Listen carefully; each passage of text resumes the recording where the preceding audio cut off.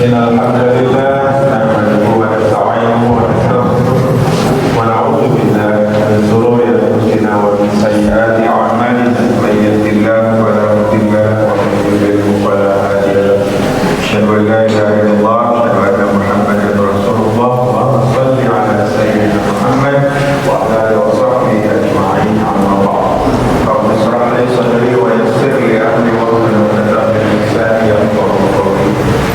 Majelis subuh rahimahullah, kita panjatkan puji dan syukur kehadirat Allah. Kenikmatan yang agung bagi kita adalah kenikmatan manakala kita diberikan rasa sehat dan mensyukuri kesehatannya. Mudah-mudahan dengan itu Allah berikan kenikmatan yang lebih besar. La in syakartum la azidannakum wa la in kafartum inna azabi lasyadid. Episode hari Rabu pagi ini saya sudah sampaikan kepada wartawan kita di masjid ini. Bagus, mudah-mudahan kita bisa bermuajahah apabila pada pagi hari bisa silaturahmi.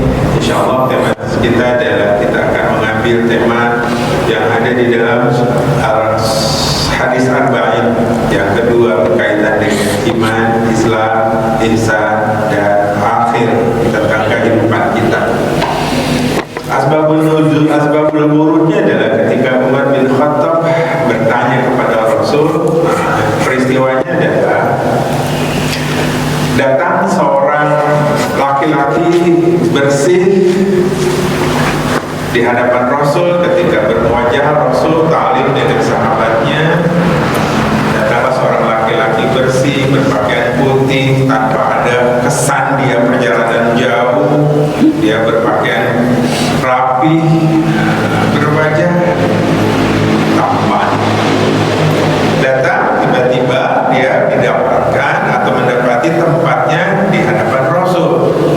Dia duduk berhadapan, dengkul dengan dengkul bersentuhan sampai dia mengatakan, akhbirni, apa itu yang namanya Islam? Akhbirni, ma makna Islam? Anta syahada alla ilaha illallah wa anna Muhammadar Rasulullah wa iqamus shalah wa itaiz zakah wa shaum Ramadan wa hajjul baiti man istata'a ilaihi sabila. Rasul menjawabnya itu, dan kita juga sudah sama-sama tahu ketika kita masih belajar di SD, di SMP tentang keislaman itu urutannya seperti itu. Anta syahada Allah wa anna Muhammadar Rasulullah wa iqamus shalah dan seterusnya. Nah, itu disampaikan ketika akhbirni itu disampaikan oleh Rasul. Yang kedua, akhbirni tentang iman. Apa itu iman? Iman itu adalah iman kepada Allah, iman kepada Rasul, iman kepada malaikat, dan yang 6 itu dikatakan sadaqta ya Muhammad, benar itu Muhammad. Jadi di situ ada sebuah transaksi pembelajaran antara yang datang dengan yang ditanya. Selesai yang kedua, setelah menyebutkan sadaqta ya Muhammad, disampaikan lagi akhbirni tentang ihsan. Akhbirni amal Islam, mahwal ihsan.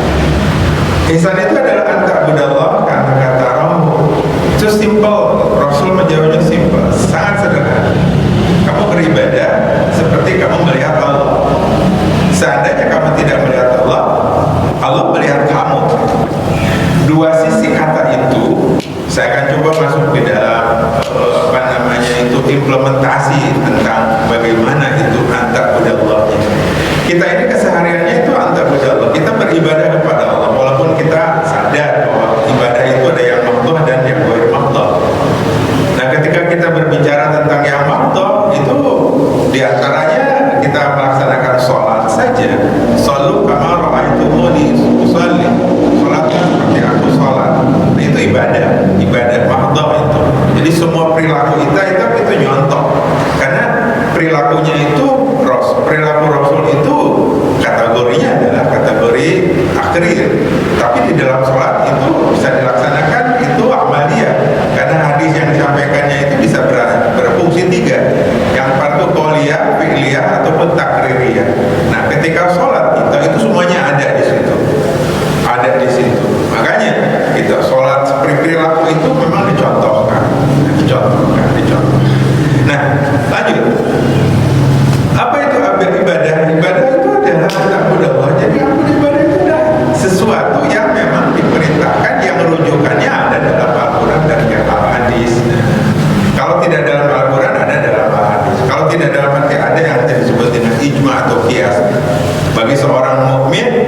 mengerti tentang keilmuan itu.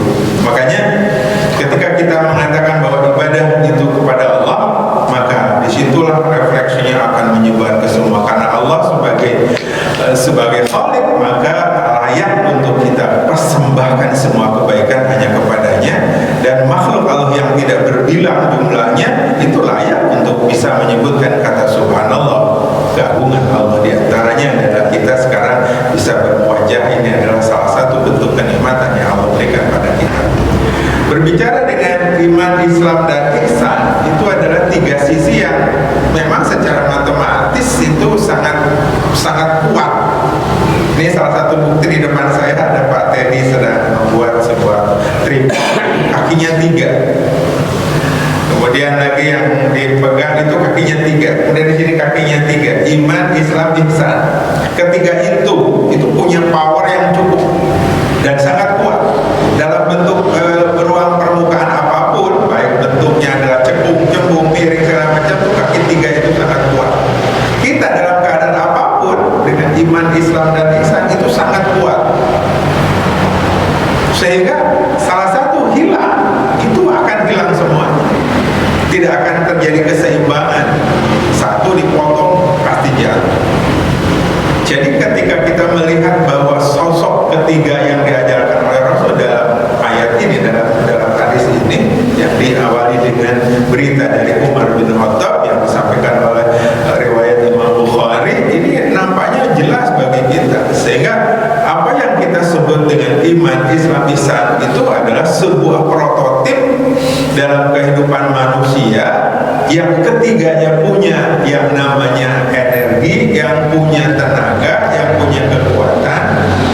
Dalam bahasa fisika itu akan ada, kalau ada 2 kekuatan atau 3 kekuatan itu akan menghasilkan kekuatan baru, namanya ihsan, namanya resultan. Nah, resultan di ayat ini, di hadis ini itu adalah makna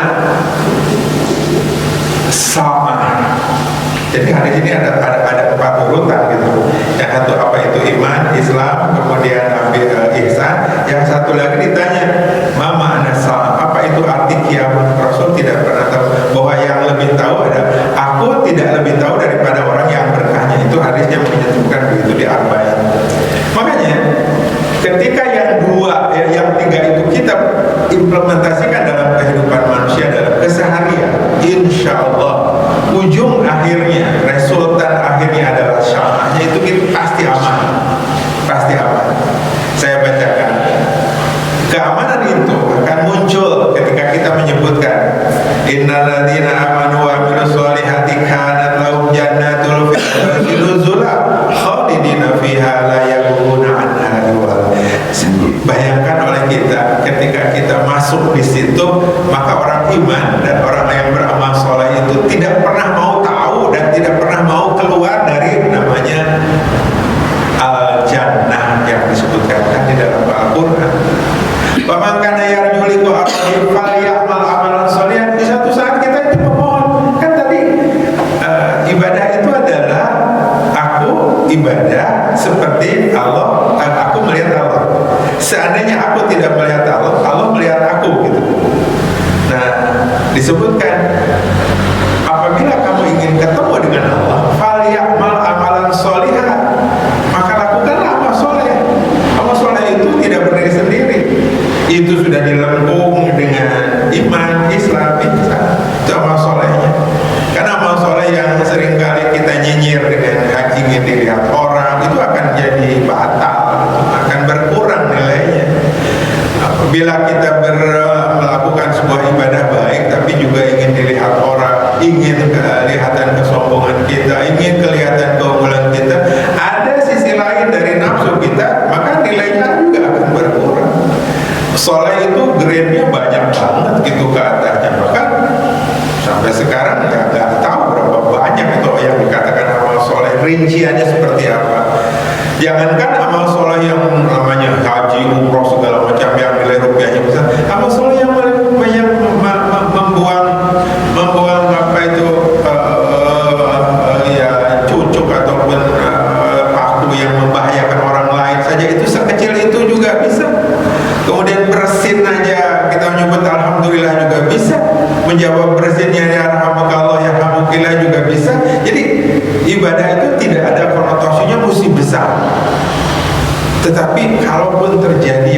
investasi ibadah dalam bentuk yang sekecil-kecilnya, itu taqarruba ilallah, duduk itu namanya fazkuruni azkurkum washkuruli wala takfurun, itu akan jadi. Yang penting adalah kita ini sadar bahwa semuanya itu lillah. Jangankan ya ibadah, orang yang pergi ke pasar itu juga ibadah selama itu lillah. Tapi bisa saja itu timbul kesombongan apabila masuk, misalkan saja dari ke pasar ini, tapi beda masuk ke mall. Kalau mall itu ya udah kagak segalanya berbaba. Itu muncul kebanggaan diri karena yang dibelinya itu tempatnya seperti itu. Nah, kalau munculnya kebanggaan itu dan bentuk kesombongan terhadap masyarakat lain, beda lagi niatnya. Makanya falyamal amalan sholihah wala yusyrik. Nah, jadi amal sholihan itu di situ masih ada wawunya tambah. Wala yusyrik bi ibadi rabbihi ahada. Rasakan ayat itu pada kita. Ketika kita mau berhadapan dengan Allah, kan dari sekarang kita Allahu Akbar itu setiap hari, setiap saat Allahu Akbar. Tapi Allah menantang kita. Barang siapa kamu ingin ketemu aku, falyamal amalan sholihah wala yusyrik billah. Itu. Modalnya enteng gitu. Modalnya enteng kalau dia baca itu. Falyamal amalan sholihah wala yusyrik billah. Lakukan amal soleh dan jangan syirik. Syirik itu tipis gitu, batasannya tipis. Bisa syirik dalam hati bisa syirik gitu, atau ujub, atau takabur.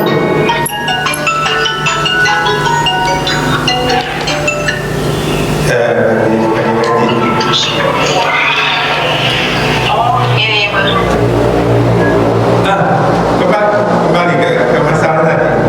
Ketika ini kita miliki dengan energi yang relatif sama, imannya kuat, fikihnya kuat dalam melaksanakan Islami, kemudian ihsannya kuat, maka energi itu akan membangun sebuah tenaga baru untuk sampai ke resultannya ketika energi itu berubah sebagai tenaga. Nah, tenaga untuk sampai ke sya'ah itu memang di sini tidak dirilkan bagiannya, tetapi Allah menyebutkan di dalam Al-Quran bagian yang paling harus kita kuasai tentang surat yang ikhlas gitu ya.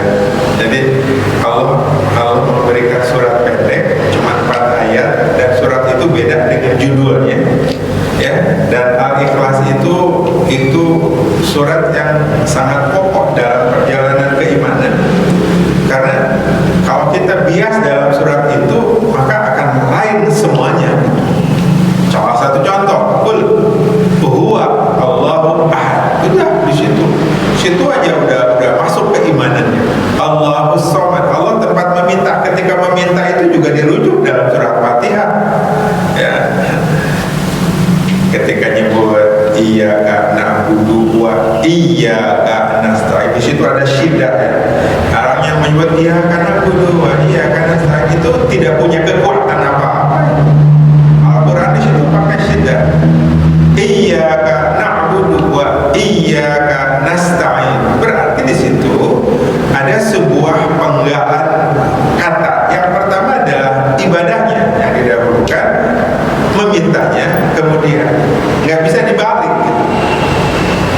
Ketika kita meminta, serius nggak minta.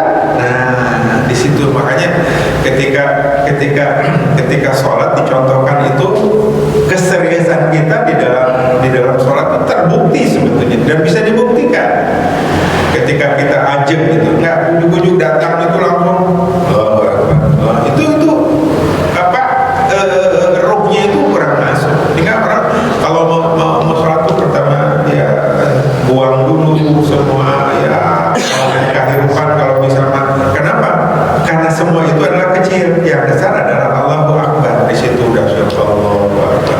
Terus di situ ada pernyataan deklarasi wajah sampai kepada ayat yang disebut dengan rukun sholat, yaitu Fatihah. Nah, ketika Fatihah dibacakan, maka di situ ada walaupun cuma 7 ayat,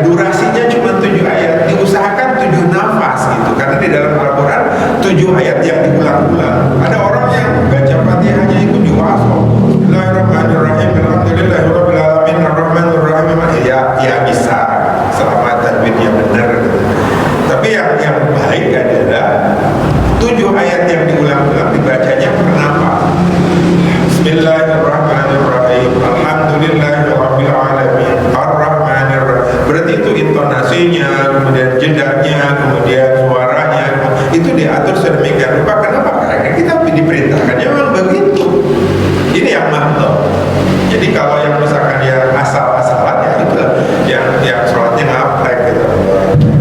Asal jadi gitu. Naudzubillah, kita tidak begitu. Semua perilaku itu adalah kita itu perlakukan dengan sebaik-baiknya. Contoh, saya menginvestasikan saat pagi hari ini adalah datang jauh, sholat berjamaah. Bayangkan kalau dia di rumah sendiri, sudah bangun tidur, sholat sendiri, cuma nilainya cuma 1, wiridannya kepaksa, ya kan? Udah nilainya 1. Nah, investasi yang kita lakukan sekarang adalah investasi yang 27, satu kali 27, apalagi kalau Allah menghendaki manja bila hasanati falahu asyrun. Barang siapa kita memberikan 1 nilai kebaikan itu menjadi 10, Allah tidak pernah pedir gitunya mau 10, mau 100, mau 100, itu terserah Allah. Tapi kita ridho, kita melakukan itu semata-mata karena perintah Allah. Nah, kembali kepada tema kita, iman, Islam, ihsan, itu merupakan 3 power, 3 kekuatan manusia yang memang harus kita perjuangkan sejak kecil sampai mati lihat lahat. Maka ada upaya kita menjadi husnul khotimah itu nggak pernah dengan lekang karena waktu, lekang karena zaman, lekang karena tekanan-tekanan manapun, yang ketika itu akan yang namanya konsisten. Dan konsistensi itu baru akan kuat kalau kita punya yang disebut dengan giroh, kekuatan. Nah, kekuatan itulah yang adanya dari dalam. Makanya ketika kita wirid yang namanya la ilaha illallah, itu semuanya akan ya bukan akan sirna, tapi semuanya itu akan menjadi kecil dibandingkan wirid itu. Kan ketika kita di roh ditanya apa benar pada Tuhan itu bala syahid, dan benar Allah itu Tuhan baheula gitu. Pirabu ayeuna copot gitu kan. Ayeuna mah geus hirup ngeunah ya di dunia, pirabu teu narima kesehatan, teu narima kenikmatan. Maka bala syahidna itu dulu ketika di roh. Nah, sekarang apa lagi? Gitu. Nah, makanya kita abaikan tentang kesibukan, abaikan tentang ya kecuali tujuannya kita mencari ridho Allah. Makanya di 3 parameter hadis ini, iman, Islam, ihsan itu mempunyai 3 kaki. 3 kaki itu adalah sesuatu yang memang selayaknya kita perjuangkan. Nah, dari perjuangan itu akan membuat energi baru. Energi baru itu jadidu. Kenapa? Nah, manusia itu kan jadi 2 yang kusuk, naik dan turun. Nah, sekarang kita berupaya untuk bisa naik terus. Karena gimana? Ya itu di-trigger terus. Sholat berjamaah itu trigger yang paling bagus. Ya. Kan biasanya sholat itu roba atudah sibuk, atudah. Tapi sholat berjamaah itu trigger yang paling utama. Kenapa? Karena di situ kita sami'na wa ata'na. Bayangkan aja, ketika azan dikumandangkan dan kita menyebut doa di situ, waduh luar biasa.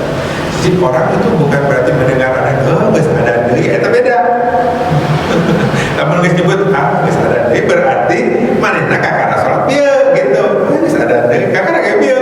Heuh da maneh mah salat atuh di pomorek terakhir gitu. Coba kalau salatnya dari awal kan jedanya puguh gitu. Zuhur, asar, maghrib, isya, subuh itu jedanya geus puguh gitu. Waktunya sudah inna sholata kanat alal mu'minina kitaban mauquta teh geus diatur, waktunya geus jedana geus diatur. Tinggal kita yang sekarang memainkan. Nah, pemain inilah apakah kita ini pemain utama atau hanya figuran gitu. Kalau kita pemain utama serius karena gajinya gede. Kalau figuran asal nongol terus balik deh gajinya nanti honor.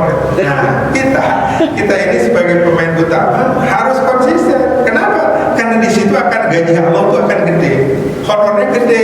Di mana kita tahu? Salat berjamaah itu 27 nilai. Apalagi kalau dibandingkan dengan yang lain. Alhamdulillah kalau kita abaikan kesempatan itu, apalagi kita sudah berumur gitu ya, sudah berumur tapi berubah gitu, betul tuh, ya gitu. Justru kita itu berumur itu, ya kita belajar dari padi, gitu. Belajar dari padi. Semakin tua itu kan semakin jadinya jadi bagus, tapi ada nggak sebenarnya. Semakin sholat semakin jadi itu benar. Nauzubillah. Kita memohon kepada Allah, makanya kita bermohon itu ihdinas siratal mustaqim. Kenapa kita minta jalan yang benar, yang lurus? Oh, pantesan ada 3 pilihan di situ.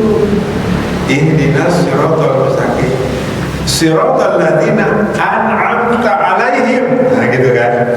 Seperti apa? Eta jalan geus diberi nikmat ku Allah sih. Setan itu siapa? Para rasul, para nabi, para syuhada, para sahabat. Itu orang-orang yang harus dicontoh gitu. Tapi ghairil maghdub, bukan orang yang dibenci. Siapa itu? Ya sekarang lagi ramai kan. Apakah itu Yahudi? Ghairil maghdub alaihi waladhdallin. Jangan dhalin anu sasar. Sepugu Allah Ahad. Ayo dipentan mulai. Nah, inilah jadi kalau seorang muslim ketika sholat itu refleksi semua kehidupan ada di situ.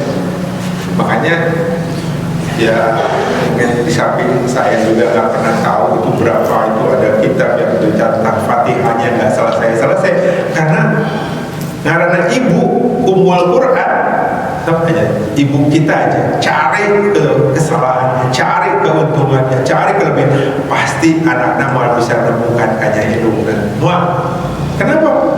Tadi Ummul Quran itu begitu dalam isinya, lebet isinya, nilainya.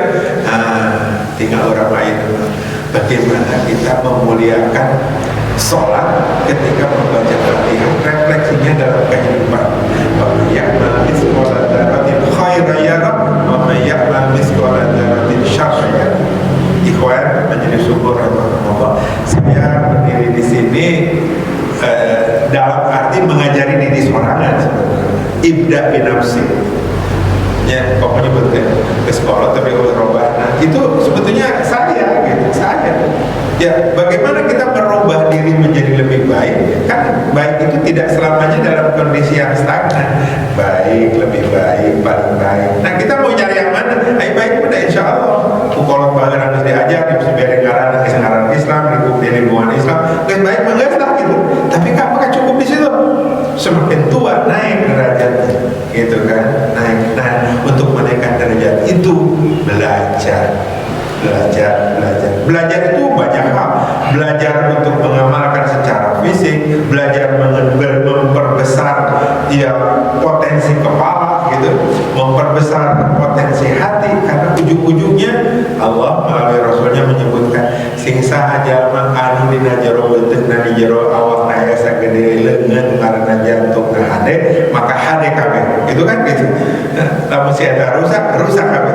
Nah, sekarang kita itu ketika kita rukaan sujud, ruku sujud itu sebutannya refleksinya untuk ini. Si ieu teh cenah ngeunaheun gitu. Nangtung terus dengan ya, sarewa teh ngeunaheun.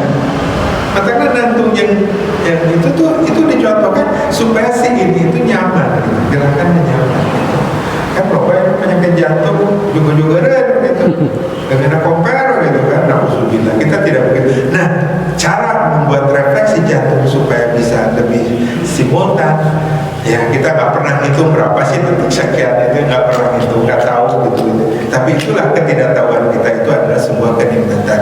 Lamun diberi nikmat tadi disebutkan, sok sanajan maneh nuliskeun kanikmatan Allah, ucai laut kabeh dijadikeun tinta.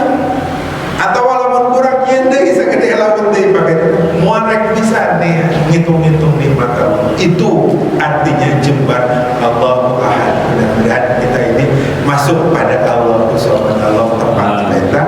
Lam yalid wa lam yulad, teu boga putra, jeung teu diputrakeun. Walam yakun lahu jeung moal aya nya samian sahiji oge. Kemarin gitu ya Allah, mudah-mudahan Abi sadaya dipasihan ruhullah sehingga Abi tetap ijtihad, tetap mujahid, tetap mengalahkan hiji kesempatan dalam perjalanan hidup, sehingga bukan saja sami'na wa asoina, tapi sami'na wa ata'na, dengar dan laksanakan. Dengar dari Al-Quran dan Al-Hadis, pelaksanaan dalam perjalanan hidup. Yang kita akan dapatkan adalah sebuah nilai ataupun kebaikan, yang kebaikan itu pasti akan Allah berikan sekarang, besok, lusa, terutama yang akan datang. Yang akan datang tuh, aduh ya Allah, bayangkan kita sekarang masih banyak orang walaupun sepi, banyak orang masuk lihat lahat sorangan, makanya ketemu jinan tidak dikenal, kebayang kita.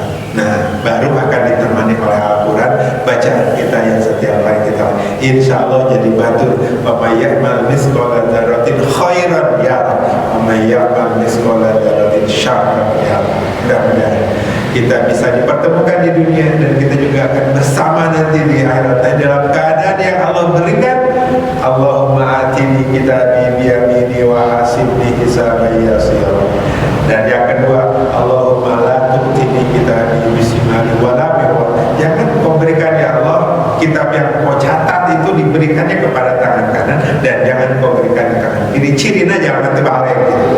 Nah, dan balik itu adalah balik itu, orang Indonesia, orang Sunda itu benar mereka terbalik. Sebetulnya itu kata dari balik. Balik itu kan bahasa Arab itu ada usia yang menjelang adolesen, menjelang remaja.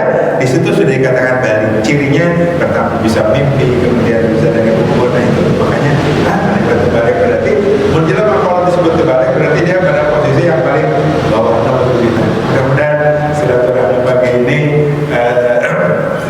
permohonan maaf apabila ada kata yang tidak berkenan, apalagi menyalahi aturan keagamaan. Tapi insya Allah saya dalam kesempatan ini mewakili pengurus DKM bersedia untuk bisa bermuajalah setiap hari. Itu kan ada ya giliran orang itu semata-mata sebagai bentuk tanggung jawab bahwa DKM itu bukan dewan keluarga masjid, dan keluarga dewan kemakmuran masjid. Jadi dimakmurkan. Makanya jamaah sholat subuh, seandainya masjid ini penuh maka kiamat akan jauh ya. Tapi namun guys kosong, siap-siap ya. Nanti pada episode insya Allah